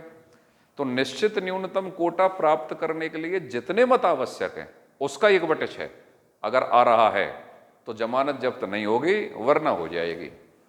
राष्ट्रपति के में निश्चित न्यूनतम कोटे की शर्त इसलिए रखी गई है क्योंकि उसमें चुनाव जीतने के लिए भी तो निश्चित न्यूनतम कोटा चाहिए। हाँ भाई, बात समझ में आई? आड़े टेढ़े मुंह क्यों कर रखे हैं, अब भी समझ में ना आ रही का? थोड़ा तेज लिखा कर, सबसे स्लो लिखता है। कहाँ से बोले, कौन सी जगह से रह गया? जीतने वाले उम्मीदवार, जीतने वाले उम्मीदवार को निश्चित न्यूनतम कोटा, निश्चित न्यूनतम कोटा प्राप्त करने के लिए आवश्यक मतों का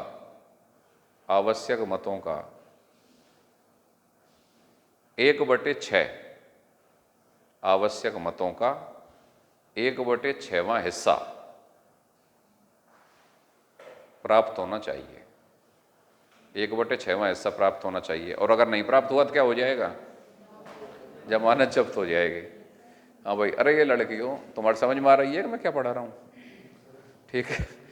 क्यों भाई, अगर कोई व्यक्ति एमएलए का इलेक्शन लड़ रहा है और उसकी मान लो जमानत जब्त हो रही है, तो कब हो रही है उसकी जमानत जब्त? उस चुनाव में जितने वैध मत पड़ेंगे, समझ गए, उसका अगर वो 1/6वां हिस्सा प्राप्त नहीं कर पा रहा है तो जमानत जब्त।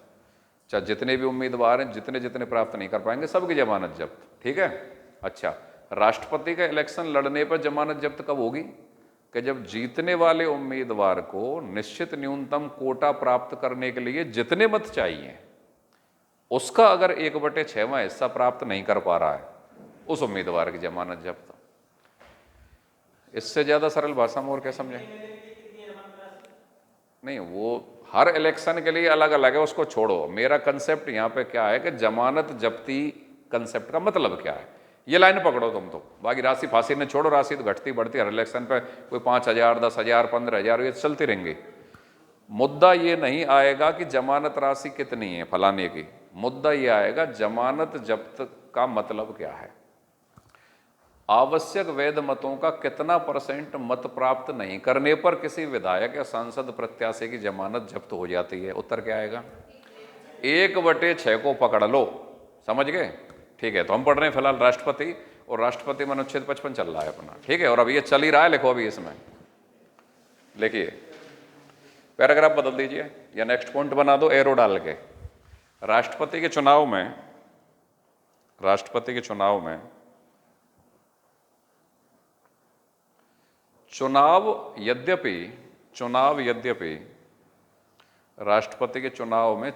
यद्यपि केंद्रीय निर्वाचन आयोग या भारत निर्वाचन आयोग, चुनाव यद्यपि केंद्रीय निर्वाचन आयोग या भारत निर्वाचन आयोग करवाता है, चुनाव यद्यपि केंद्रीय निर्वाचन आयोग या भारत निर्वाचन आयोग करवाता है, लेकिन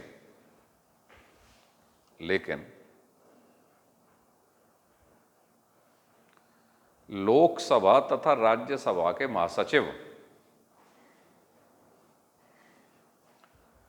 लेकिन लोकसभा तथा राज्यसभा के महासचिव, इस शब्द को अंडरलाइन करो, लोकसभा तथा राज्यसभा के महासचिव बारी बारी से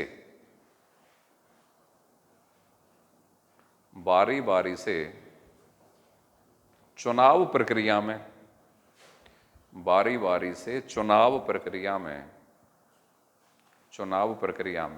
पीठासीन अधिकारी की भूमिका, हाँ, पीठासीन अधिकारी, अंडरलाइन कर दो, पीठासीन अधिकारी की भूमिका निभाते हैं।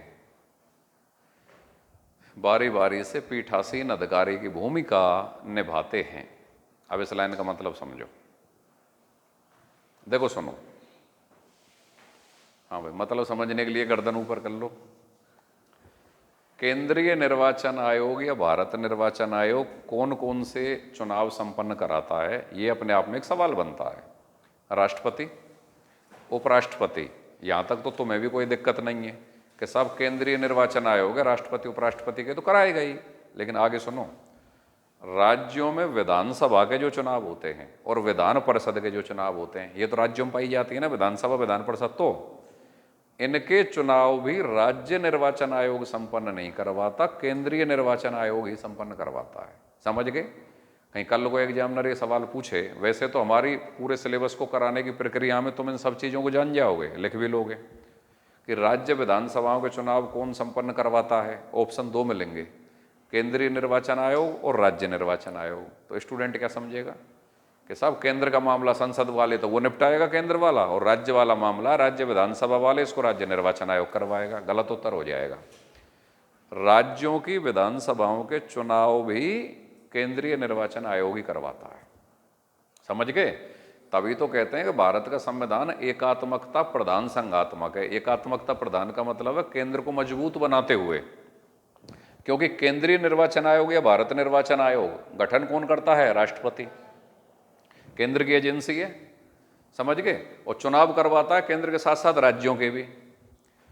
और अगर कोई सांसद या विधायक निर्वाचन संबंधी निर्योग्यता का दोषी पाया जाता है या चुनाव संबंधी निर्योग्यता का दोषी पाया जाता है, मान लो उसने चुनाव में कोई गफलत कर दी, तो उसके निर्वाचन की निर्योग्यता चुनाव आयोग के परामर्श पर, अगर वो सांसद है तो राष्ट्रपति खारिज कर देगा, और अगर वो विधायक है, मतलब विधायक मतलब राज्य का है, तो उसी केंद्रीय निर्वाचन आयोग की रिपोर्ट के आधार पर राज्यपाल उसकी चुनाव को कैंसिल कर देगा। समझ गए? तो फिर केंद्रीय निर्वाचन आयोग एजेंसी कहाँ की है? केंद्र की। उसकी रिपोर्ट के आधार पर सांसद की सदस्यता खारिज हो रही है, निर्वाचन खारिज हो रहा है उसका, राष्ट्रपति कर रहा है। और विधायक की अगर निर्वाचन निर्योग्यता पर कोई क्वेश्चन मार्क आता है तो केंद्रीय निर्वाचन आयोग की रिपोर्ट के आधार पर राज्यपाल उस विधायक की सदस्यता को या चुनाव को खारिज कर रहा है। ठीक है? राज्यपाल भी कहाँ का आदमी है? केंद्र का। निर्वाचन आयोग भी कहाँ का आदमी है? केंद्र का। तो राष्ट्रपति की बात मानेंगे कि नहीं मानेंगे?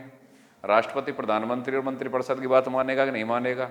तो पूरी तरीके से संवैधानिक तंत्र का ढांचा इस प्रकार है कि राज्यों को शिकंजे में ले रखा है। राज्यों के विधायक या राज्यों के मंत्री शिकंजे में है कि नहीं है? अगर कोई भी शिकायत आती है निर्वाचन आयोग के पास तो निर्वाचन आयोग एक्शन में आ जाता है। तो फिर अपोजिशन के लीडर चिल्लाते हैं कि निर्वाचन आयोग प्रधानमंत्री के हाथ की कठपुतली बन गया, केंद्र सरकार के हाथ की कठपुतली बन गया, राजनीतिक हितों से प्रेरित होकर निर्णय ले रहा है। फिर वो अटैक करते कि नहीं करते देश की संघात्मक व्यवस्था पे? तो संघात्मक व्यवस्था पढ़ाएंगे तो इन सारी चीज़ों को डिटेल से पढ़ाएंगे उस समय पे। फिलहाल तुम इतना जान लो कि वही केंद्रीय निर्वाचन आयोग चुनाव किन किन के करवाता है? राष्ट्रपति के करवाता है, उपराष्ट्रपति के करवाता है, राज्यसभा के सांसदों के करवाता है। राज्यों में भी जो राज्यसभा लोकसभा दोनों हो ही गई, संसद हो गए, और राज्यों में भी जो विधानसभा और विधान परिषद है ना, इनके इलेक्शन भी कौन करवाता है? केंद्रीय निर्वाचन आयोग। अब फिर तुम्हारा सवाल होगा कि साहब राज्य निर्वाचन आयोग क्या काम करता है? जब राज्यों के विधानसभा और विधान परिषद के चुनाव केंद्र वाले ने करवा दिए, तो राज्य वाला क्या काम करता है? राज्य वाला नगरीय निकाय और पंचायती राज, इनके चुनाव संपन्न करवाता है राज्य निर्वाचन आयोग। बात समझ में आ रही है कि नहीं आ रही है? राज्यों की विधानसभाओं के चुनाव भी राज्य वाला करवाएगा, केंद्र वाला करवाएगा? कौन कौन से करवाएगा? केंद्र वाला। तो राज्य वाला क्या करवाएगा? स्थानीय स्वशासी निकाय, चाहे वो शहरी स्थानीय स्वशासी हो, चाहे ग्रामीण स्थानीय स्वशासी हो, पंचायती राज हो, चाहे नगरीय निकाय हो, इनके चुनाव संपन्न करवाता है राज्य निर्वाचन आयोग। किसके? कॉलेज के तो यही करवा देते हैं, प्रोफेसर इनकी कमेटी होती है कलेक्टर के निर्देशन में और इनमें। और अब तो ये तो लिंग दो समिति की रिपोर्ट और आ गई, उसके आधार पर तो वो लागू और कर रहे हैं कि कॉलेजों के इलेक्शन ही खारिज कर दिए, राज्य सरकार ने भी कर दिए। चलिए ठीक है, कॉलेजों से कॉलेज अलग चीज़ है, वो चीज़ें अलग है। ठीक है, अच्छा तो हम पढ़ रहे हैं फिलहाल राष्ट्रपति, और राष्ट्रपति में आप ये पढ़ रहे हैं, यहाँ पे गौर करना, देखो क्वेश्चन बड़ा अच्छा आएगा। राष्ट्रपति के चुनाव कौन संपन्न करवाता है? केंद्रीय निर्वाचन आयोग, भारत निर्वाचन आयोग। अगला सवाल बहुत ही डेंजरियस सवाल। राष्ट्रपति के निर्वाचन प्रक्रिया में पीठासीन अधिकारी की भूमिका का निर्वहन कौन करता है? ऑप्शन आएंगे 4। पहला, भारत का राष्ट्रपति तो करेगा ही नहीं, राष्ट्रपति का इलेक्शन है। प्रधानमंत्री। दूसरा, मुख्य न्यायाधीश। तीसरा, मुख्य निर्वाचन आयुक्त। और चौथा, लोकसभा और राज्यसभा के महासचिव बारी बारी से। 99.99% स्टूडेंट मुख्य निर्वाचन आयुक्त के साथ जाएंगे, क्योंकि वो इस कंसेप्ट से प्रेरित होंगे कि राष्ट्रपति का इलेक्शन तो मुख्य निर्वाचन आयोग करवा रहा है, तो जो मुख्य निर्वाचन आयुक्त होगा वही पीठासीन अधिकारी की जगह बैठेगा। नहीं, चुनाव प्रक्रिया यद्यपि निर्वाचन आयोग, केंद्रीय निर्वाचन आयोग के नेतृत्व में संपन्न होती है, लेकिन चुनाव प्रक्रिया के दौरान पीठासीन अधिकारी के पद का जो निर्वहन करता है वो लोकसभा और राज्यसभा का महासचिव करता है। ये कंसेप्ट क्लियर हुआ कि नहीं हुआ? हाँ भाई, हाँ लड़की, हुआ कि नहीं हुआ? हुआ कि नहीं हुआ? क्या हो गया? कंसेप्ट क्लियर हो गया? कौन सा कंसेप्ट? सरल भाषा में 2 बात याद कर लो। राष्ट्रपति का इलेक्शन या राष्ट्रपति का चुनाव कौन संपन्न करवाता है? केंद्रीय निर्वाचन आयोग या भारत निर्वाचन आयोग। बात पकड़ में आ गई? ठीक है। लेकिन उस निर्वाचन की प्रक्रिया को संपन्न कराने में पीठासीन अधिकारी की भूमिका का निर्वहन कौन करता है? बारी बारी से करेंगे लोकसभा और राज्यसभा का महासचिव। बस ये 2 टर्म पकड़ने हैं आपको, इतने में जीत जाओगे जंग। समझ गए भाई? लोकसभा और राज्यसभा के महासचिव होते हैं, पदाधिकारी होते हैं, महासचिवों की नियुक्ति की जाती है लोकसभा और राज्यसभा में। नहीं, वैसे ही होते हैं, पदाधिकारी होते हैं। हाँ हाँ, वो करते हैं, बिल्कुल बिल्कुल। नहीं नहीं, वो चीज़ अलग है, वो हाँ वो बिल्कुल अलग है। तो मोटी मोटी बात पकड़ में आ गई क्या? पीठासीन अधिकारी की भूमिका कौन निभाएगा और चुनाव कौन संपन्न करवाएगा। ये लाइन लिख ली ना आपने? ठीक है। अब फिर नेक्स्ट पॉइंट लिखिए। राष्ट्रपति के चुनाव में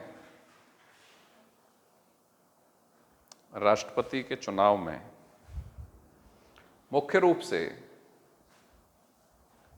से 2 सिद्धांत कार्य करते हैं। 2 सिद्धांत कार्य करते हैं।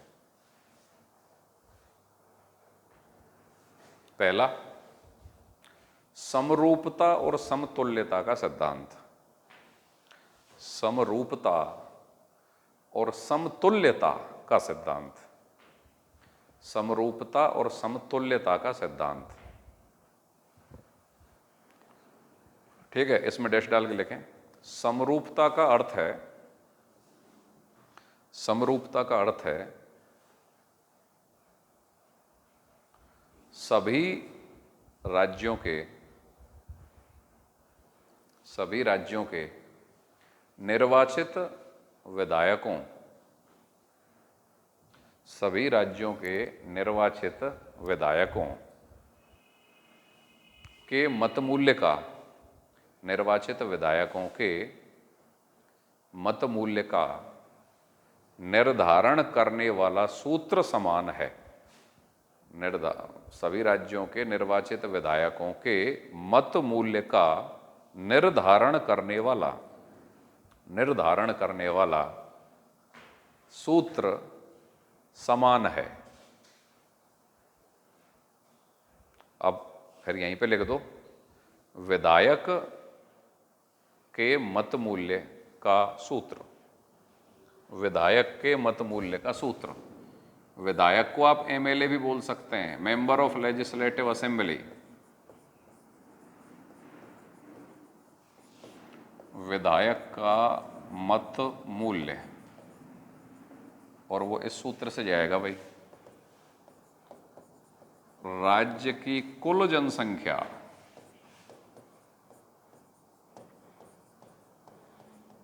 राज्य की कुल जनसंख्या बटे निर्वाचित विधायकों की संख्या। निर्वाचित विधायकों की संख्या गुणा 1/1000। ये लिख लो भाई, राष्ट्रपति के चुनाव में एमएलए या विधायक का मत मूल्य का सूत्र यह है, राज्य की कुल जनसंख्या बटे निर्वाचित विधायकों की संख्या गुणा 1/1000। अब यहाँ एग्जामिनर जब कभी भी पूछता है ना विधायक के मत मूल्य का सूत्र क्या है, तो वो 2-3 ऑप्शनों में क्या परिवर्तन करेगा, उधर गुणा करके 1/100 भी लिखेगा और 1/1000 भी लिखेगा। सामान्यतः स्टूडेंट्स तो समझ जाते हैं अगर कई बार ढंग से पकड़ा हुआ नहीं है तो। ये विधायक का मत मूल्य हो गया। अब यहाँ पे आप एक चीज गौर करिए, सभी राज्यों के निर्वाचित विधायकों का अगर मत मूल्य निकालेंगे तो सूत्र सेम है, इसको बोलते हैं समरूपता। हम समरूपता और समतुल्यता की बात कर रहे हैं। समरूपता क्या है, सभी राज्यों के निर्वाचित विधायकों का मत मूल्य निकालने का सूत्र एक समान है, यह समरूपता है। लेकिन इसके बाद भी अलग अलग राज्यों के विधायकों का मत मूल्य अलग अलग आता है, क्योंकि अलग अलग राज्यों की जनसंख्या अलग अलग है और अलग अलग राज्यों में निर्वाचित विधायकों की संख्या अलग है। यहीं पे पैराग्राफ बदल के लिख दो। लेकिन फिर भी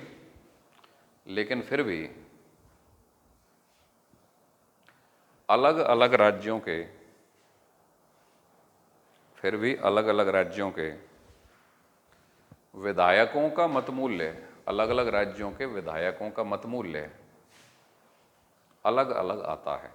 अलग अलग राज्यों के विधायकों का मत मूल्य अलग अलग आता है, अलग अलग आता है, क्योंकि सभी राज्यों की जनसंख्या अलग है, सभी राज्यों की जनसंख्या अलग है, जनसंख्या अलग है, तथा निर्वाचित विधायकों की संख्या भी अलग है।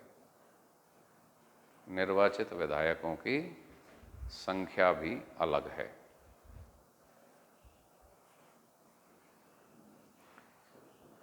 इसमें नेक्स्ट पॉइंट लिखिए, उत्तर प्रदेश के विधायक का मत मूल्य सर्वाधिक है, 208। उत्तर प्रदेश के विधायक का मत मूल्य सर्वाधिक है, उत्तर प्रदेश के विधायक का मत मूल्य सर्वाधिक है, 208 लिख लिया। सबसे कम मत मूल्य सिक्किम के विधायक का, सबसे कम मत मूल्य सिक्किम के विधायक का 7। सिक्किम के विधायक का कितना है, 7। सबसे कम मत मूल्य सिक्किम के विधायक का 7।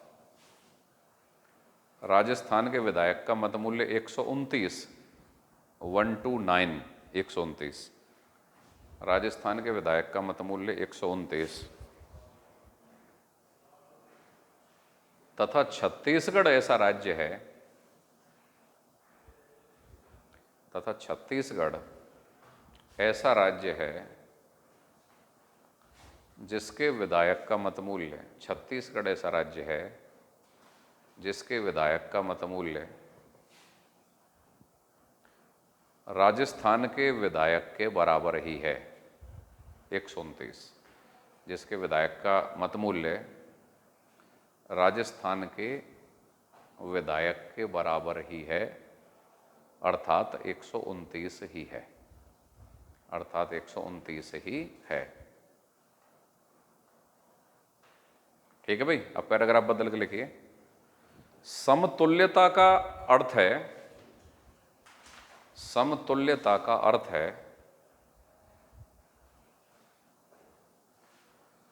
सभी राज्यों के निर्वाचित विधायकों का कुल मत मूल्य, सभी राज्यों के निर्वाचित विधायकों का कुल मत मूल्य, निर्वाचित विधायकों का कुल मत मूल्य सभी निर्वाचित सांसदों के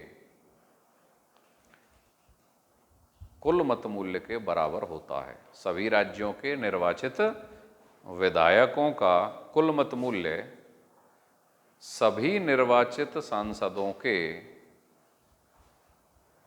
कुल मत मूल्य के बराबर होता है, कुल मत मूल्य के बराबर होता है। बात समझ में आ गई कि नहीं आई? संसद के सभी सांसद, लोकसभा राज्यसभा, उनका कुल मत मूल्य और सभी राज्यों के विधानसभाओं के निर्वाचित विधायकों का मत मूल्य दोनों बराबर होंगे। एक लाइन और लिख लो यहाँ, सभी राज्यों के सभी राज्यों के सांसदों का मत मूल्य समान होता है। सभी राज्यों के सांसदों का मत मूल्य समान होता है। समान होता है। सभी राज्यों के सांसदों का मत मूल्य समान होता है। लिख लिया। अब हेडिंग डाल दो एमपी। एमपी सांसद को बोलते हैं भाई, मेंबर ऑफ पार्लियामेंट। एमपी या सांसद का मत मूल्य का सूत्र। मत मूल्य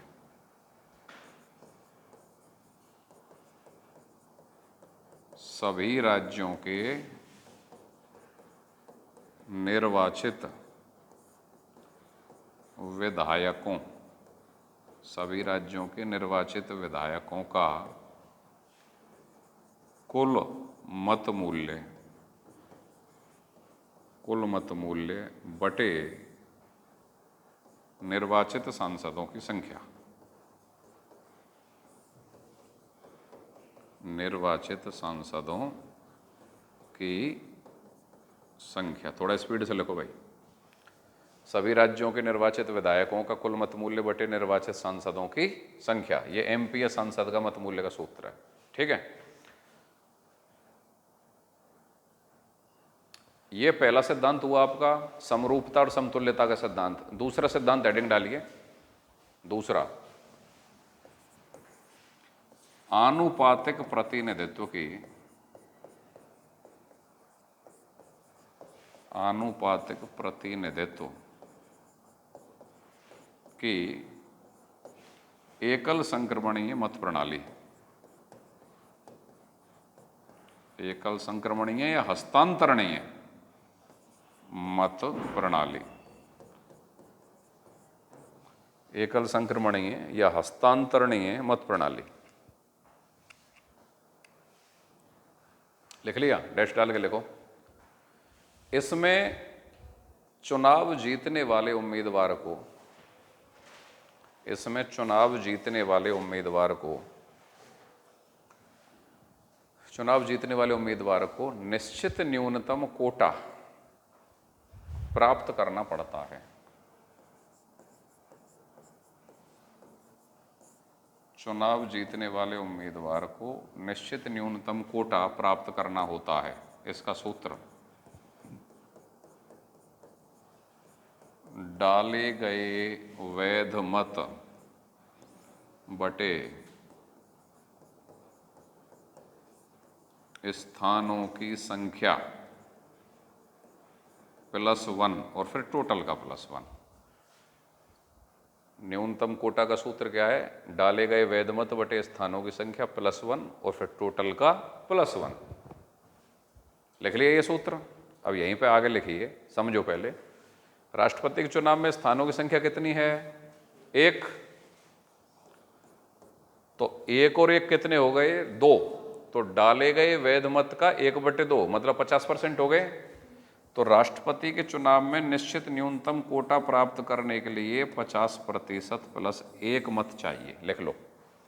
इस प्रकार राष्ट्रपति के चुनाव में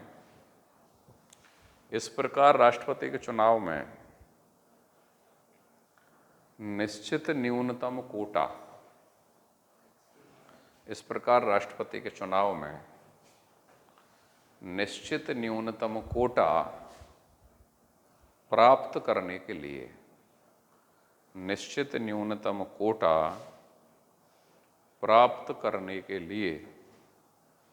50% +1, इसको गोले में बंद कर दो, 50% +1 मत चाहिए। न्यूनतम मत कितने चाहिए? 50% +1 चाहिए। लिख लिया।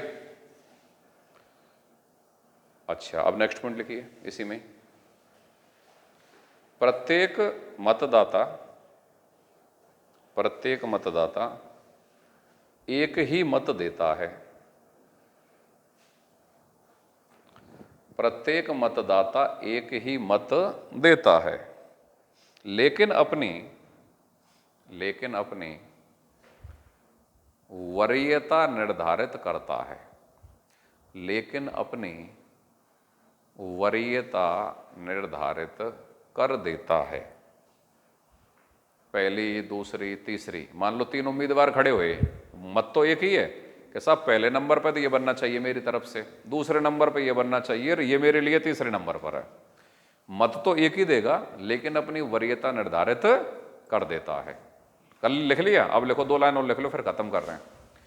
प्रथम चक्र की मतगणना में, प्रथम चक्र की मतगणना में अगर कोई उम्मीदवार, प्रथम चक्र की मतगणना में अगर कोई उम्मीदवार निश्चित न्यूनतम कोटा अगर प्राप्त कर लेता है, निश्चित न्यूनतम कोटा अगर प्राप्त कर लेता है, निश्चित न्यूनतम कोटा अगर प्राप्त कर लेता है, तो उसे विजेता घोषित कर दिया जाता है, तो उसे विजेता घोषित कर दिया जाता है।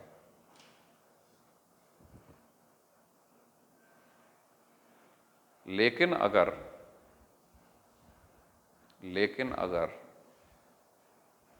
किसी भी उम्मीदवार को, लेकिन अगर किसी भी उम्मीदवार को न्यूनतम कोटा प्राप्त ना हो, न्यूनतम कोटा प्राप्त ना हो, तो सबसे कम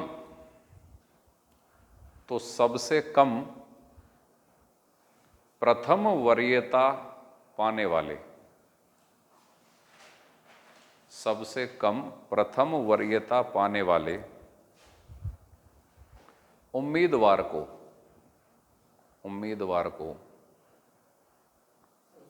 सबसे कम प्रथम वरीयता पाने वाले उम्मीदवार को हटा लिया जाता है, सबसे कम प्रथम वरीयता पाने वाले उम्मीदवार को हटा लिया जाता है, तथा उसके मतों का हस्तांतरण या संक्रमण, उसके मतों का हस्तांतरण या संक्रमण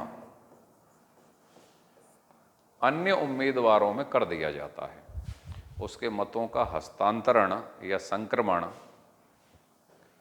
अन्य उम्मीदवारों में कर दिया जाता है, कर दिया जाता है। फिर द्वितीय चक्र की मतगणना होती है, फिर द्वितीय चक्र की मतगणना होती है।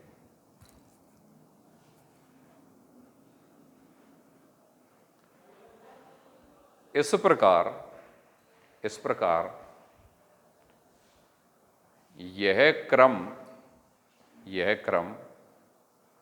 तब तक चलता रहता है, इस प्रकार यह क्रम तब तक चलता रहता है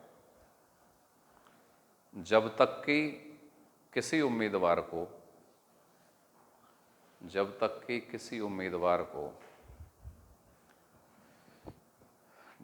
निश्चित न्यूनतम कोटा, जब तक कि किसी उम्मीदवार को निश्चित न्यूनतम कोटा प्राप्त नहीं हो जाए, जब तक कि किसी उम्मीदवार को निश्चित न्यूनतम कोटा प्राप्त नहीं हो जाए। पैराग्राफ बदलो। अगर अंत तक भी किसी भी उम्मीदवार को, अगर अंत तक भी किसी भी उम्मीदवार को न्यूनतम कोटा प्राप्त ना हो, अंत तक भी किसी भी उम्मीदवार को न्यूनतम कोटा प्राप्त ना हो, तो सबसे अंत में रहने वाले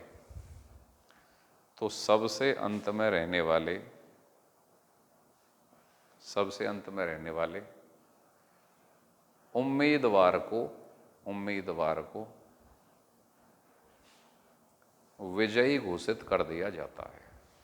सबसे अंत में रहने वाले उम्मीदवार को विजयी घोषित कर दिया जाता है। सबसे अंत में, सबसे लास्ट में रहने वाले उम्मीदवार को विजयी घोषित कर दिया जाता है। यह तुम्हारे इस सवाल का जवाब होगा कि अगर एग्जामिनर ये सवाल पूछ ले कि राष्ट्रपति के निर्वाचन प्रक्रिया में मतगणना में अगर किसी भी उम्मीदवार को अंत तक निश्चित न्यूनतम कोटा प्राप्त नहीं होता है तो क्या होगा? इलेक्शन दोबारा करवाया जाएगा। प्रथम सबसे ज़्यादा मत प्राप्त करने वाले पहले उम्मीदवार को राष्ट्रपति विजयी घोषित कर दिया जाएगा, सबसे अंत में रहने वाले उम्मीदवार को कर दिया जाएगा, या किसी भी उम्मीदवार को नहीं किया जाएगा। तो उत्तर क्या होगा? सबसे अंत में जो रह गया तो इसका मतलब फाइनल कोटा उसे प्राप्त कर लिया, उसको कर लिया जाएगा। लेकिन भारत में अभी तक केवल 1969 में राष्ट्रपति के चुनाव में जो वीवी गिरी और नीलम संजीव रेड्डी के बीच में हुआ था, उसमें केवल एक बार ही ऐसा मौका आया है जब द्वितीय चक्र की मतगणना करनी पड़ी है, वरना अब तक केवल प्रथम चक्र की मतगणना में फैसला हो जाता है। तो द्वितीय चक्र की मतगणना करनी पड़ी 1969 में और वीवी गिरी विजयी हुए। बस ये 2 लाइन डाल दो और फिर ये अनुच्छेद 55 आपका कंप्लीट लिख लो। भारत में अभी तक सिर्फ एक बार 1969 में वीवी गिरी और नीलम संजीव रेड्डी, वीवी गिरी और नीलम संजीव रेड्डी के चुनाव के समय द्वितीय चक्र की मतगणना करनी पड़ी। के चुनाव के समय द्वितीय चक्र की मतगणना करनी पड़ी। वीवी गिरी विजयी हुए। द्वितीय चक्र की मतगणना करनी पड़ी और वीवी गिरी विजयी हुए। लिख लिया भाई? वीवी गिरी विजयी हुए। 1969 में राष्ट्रपति का इलेक्शन हुआ था, उसमें वीवी गिरी और नीलम संजीव रेड्डी के बीच में था वो। उस समय पे द्वितीय चक्र की मतगणना करनी पड़ी और उसमें कौन विजयी हुए भाई? वीवी गिरी। इस इलेक्शन की बहुत लंबी कहानी है। जब राष्ट्रीय आंदोलन और उसके बाद स्वातंत्र्योत्तर भारत, मतलब स्वतंत्रता के बाद का भारत जब पढ़ाएंगे, या अभी आगे थोड़ा पढ़ाएंगे राष्ट्रपति, और राष्ट्रपति में ही चलेगा आगे, और हर राष्ट्रपति को जब पढ़ाया जाएगा उस समय पे वीवी गिरी जब आएंगे, जब आपको ये बात बताएंगे। ठीक है भाई, समझ में आ गया? आप क्या बोल रहे थे कि राष्ट्रपति को आज ही खत्म करा दो? ठीक है, तो ऐसे ये कोई पुलिस के बैच की तैयारी थोड़ी है, घासा वन लाइनर 25 सवाल लिखा है, बात खत्म। ठीक है, तो सिलसिला चलता रहेगा। इतने डेप्थ में जब आप चीज़ों को पढ़ लेते हो और एक बार अगर आपका सिलेबस हो जाता है तो थोड़ी मेहनत होती है, फिर उसके बाद कोई परीक्षा नहीं है जो बच जाए।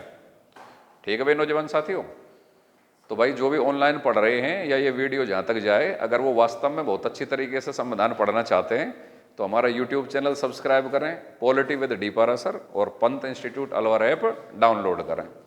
ज़्यादा मार्केटिंग अपन को आती नहीं है, चीज़ बढ़िया पढ़ा देंगे, गारंटी है। ठीक है, चलिए अब आप साइकोलॉजी का पीरियड है शायद आपका, ये लो।